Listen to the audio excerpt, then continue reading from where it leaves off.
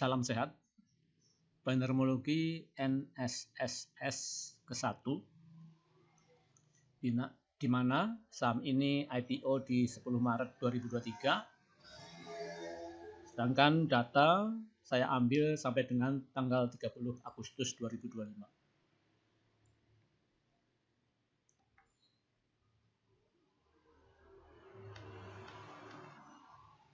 Ya, kita coba chart dulu ya. Mumpung lagi ingat.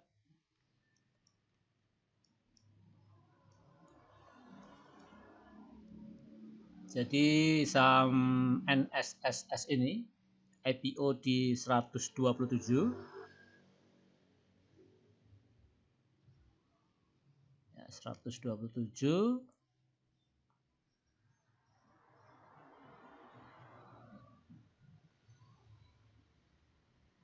Di mana waktu open itu harga naik atau gap up ya, kemudian turun, masih candle merah walaupun berakhir dengan positif, tetapi harga open itu di atas harga last price, jadi candlenya merah. Hari berikutnya turun lagi sampai 128, hampir menyamai harga IPO, kemudian naik sampai 156, koreksi, dan akhirnya naik ya. Bahkan saham ini termasuk strong uptrend ya. Di sini sentimen Pak Prabowo menjadi Presiden RI ya. Tahun 2024 ya, Oktober apa ya? Oh iya, lama kayaknya ya, kepilih jadi Presiden RI di awal ya Maret apa April gitu ya 2024, tetapi karena cuma satu putaran kemudian dilantik di bulan Oktober. Nah, di bulan Oktober inilah saham mulai merangkak naik sampai sekarang. Ini ya.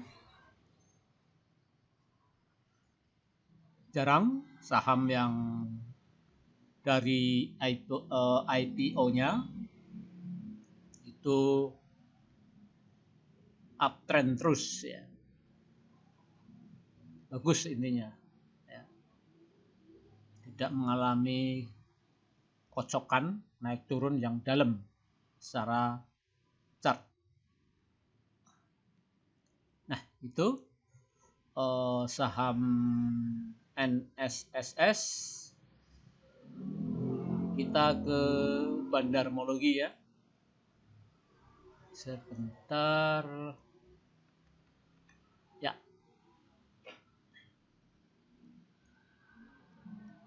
Kita ke company profile, di mana owner perusahaan itu terjun langsung di manajemen perusahaan sebagai direksi, komisaris ya. Yang besar ini 11%, yaitu IR Teguh Pariawan. Itu ya. Di sini saham pabriknya 31,8%.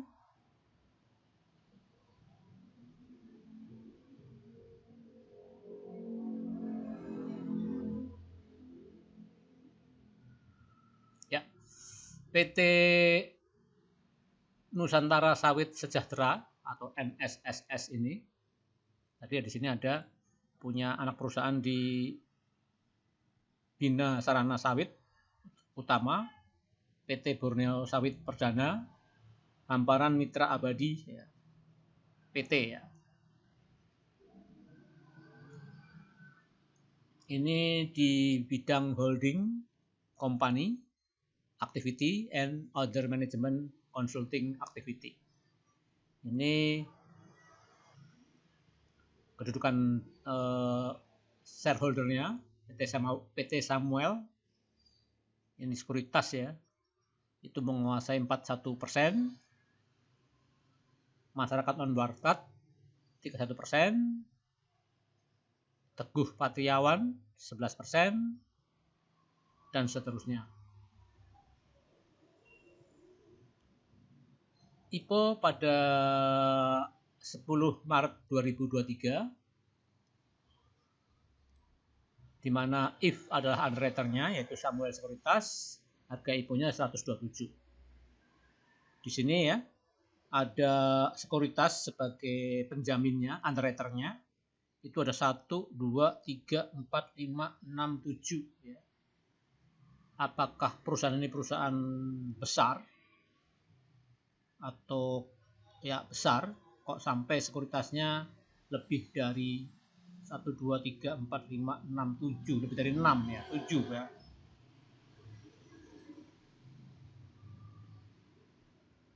Nah, pada saat berdirinya, saat IPO, melantai di saham ya, itu saham publiknya 15%.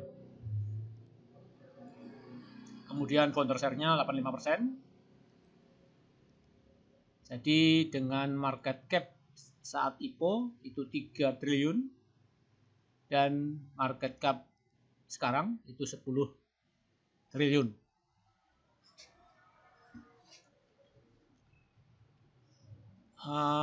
Terus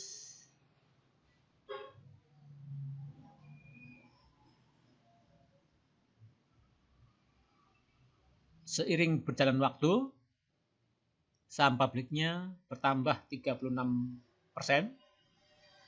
founder share-nya berkurang 63%. Ini dibikin catatan ya, bahwa apa efeknya saham publik yang beredar itu banyak. Nah, dari awalnya 15%, 36%, jadi 2 kali lipat lebih. Jadi saham publiknya berkurang 21% dari waktu IPO, founder share-nya sama, 21%. Jadi secara bandarmologi ini kurang baik ya, kurang baik. Tetapi ada tetapinya, saham publiknya itu lari kemana? Ke retail, atau pindah barang aja, atau pindah ke pemilik yang cukup kredibel misalnya, atau sekuritas yang cukup kredibel. Kita ke buyer and seller. Jadi kemarin Jumat 2025, tepatnya tanggal 29 Agustus, last price-nya di 428. Jadi ada kenaikan di saham ini 1,4%. Jadi telah naik 237% dari harga IPO. Perusahaan telah berdiri selama kurang lebih 2,5 tahun, di mana asing ya, ikut andil tidak banyak, tetapi ada, yaitu 2,9% kepemilikan asing secara keseluruhan. Harga rata-rata yaitu 296, jadi harga sekarang itu di atas rata-rata. Sedangkan low price 206, high price di 432. Ini rank waktunya 200 hari ya. Sebentar. Ini ya. Rank 200 hari. Ini 70% adalah kalau saham ini turun 70% akan kembali ke harga IPO. Nah, kita lihat ke seller, karena saham yang baru IPO kita harus pantau siapa sellernya. Oh ternyata if, yaitu underwriter ya, daripada NSSS. Jualan 46% di harga 228. Kemudian CT 8% jualan, YP 8%, RF 5%, ini retail. Total 100%. Sedangkan buyernya, nah 75%, jadi gede banget ya. Ini Akum sepertinya. GR juga 22%, termasuk besar. Kemudian RX, YU, F, AK, F. Jadi perusahaan ini digemari asing dan broker papan atas. Di mana harganya if di harga 242, GR di 250, RX di 298, ini tertinggi ya, hampir 300, YUF 180, ini paling rendah. Kemudian AKF itu 263, DHL itu 182. Ada L-nya itu lain-lain ya, ini kumpulan ya. Maka saya sering sebut retail. Retailnya dikit belinya. Jangan ini retailnya gede buangnya 33%. Ini 0,0 sekian persen. Terus kita bedakan antara asing dan domestik karena memang saham ini disukai asing, jadi selayaknya kita memilah asing dan domestik, di mana asing beli 76%, sedangkan lokal 24%. Nah, dari total yang dijual belikan ini, kalau kita anggap 100% ya, ini 21% dari total free float. Maksudnya gini, jadi saham yang beredar itu ada dua macam. Satu yang telah benar-benar dijual di pasar, baik pasar nego, reguler, tunai, dan sebagian lagi buy tapi hold. Nah, ini yang hold itu 28%. Yang 7,7% itu yang dilempar ke pasar.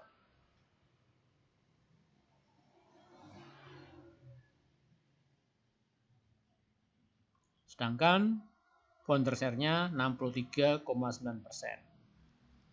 Nah, ini dari total share keseluruhan ya, 100% saham. Nah, kalau kita hanya ingin yang free float aja yang kita nilai, atau yang kita nilai yang di pasar aja bisa. Ya. Kalau di pasar aja ya tadi ini 75% if, GR 22%, RX 2%, YUF 1%, lainnya retail. Kecil banget retailnya. Jadi kalau dibandingkan dengan free float 21% itu yang di market, 78,6 itu yang di hold. Jadi free float yang di hold. Jadi dari sini aja kelihatan ya bahwa saham ini bagus ya.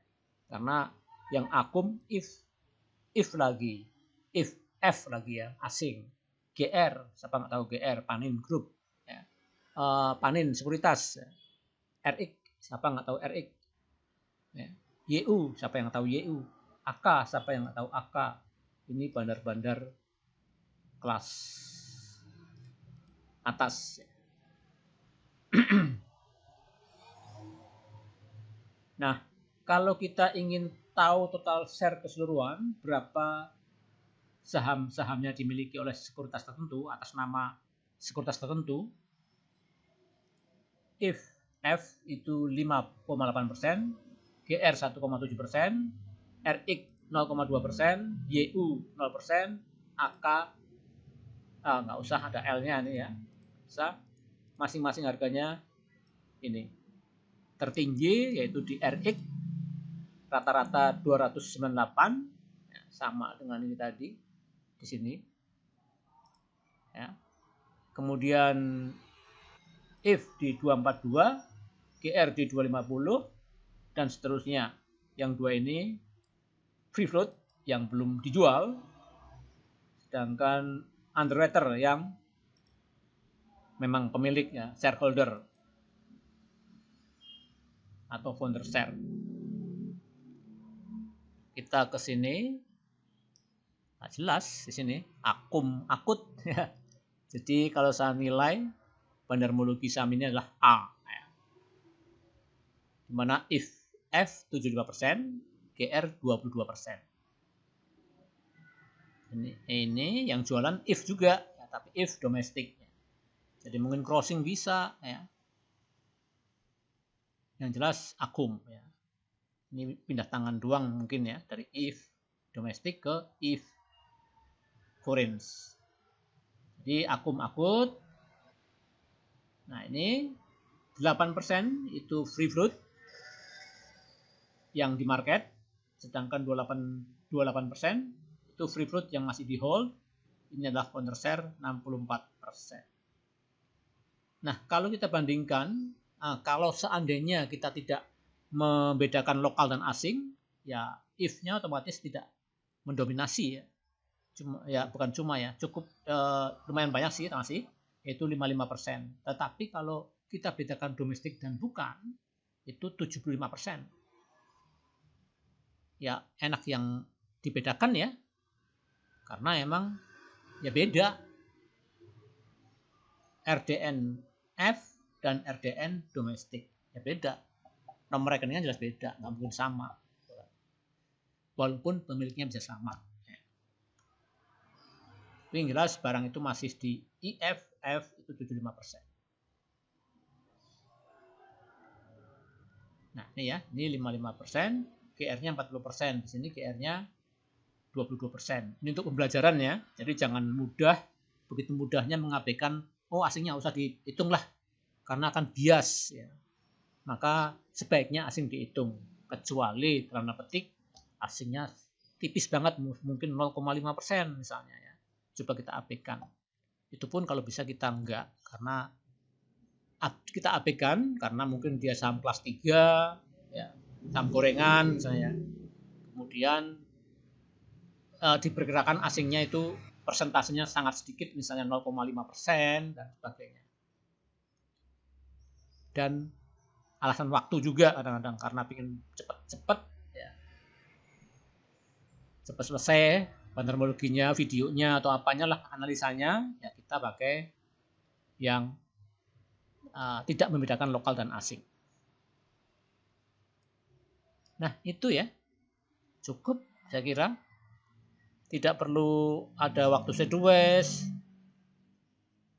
ada waktu downtrend, waktu uptrend ya, karena emang dari lahirnya most of them itu uptrend, jadi tidak perlu analisa yang posisi sideways dan downtrend ya.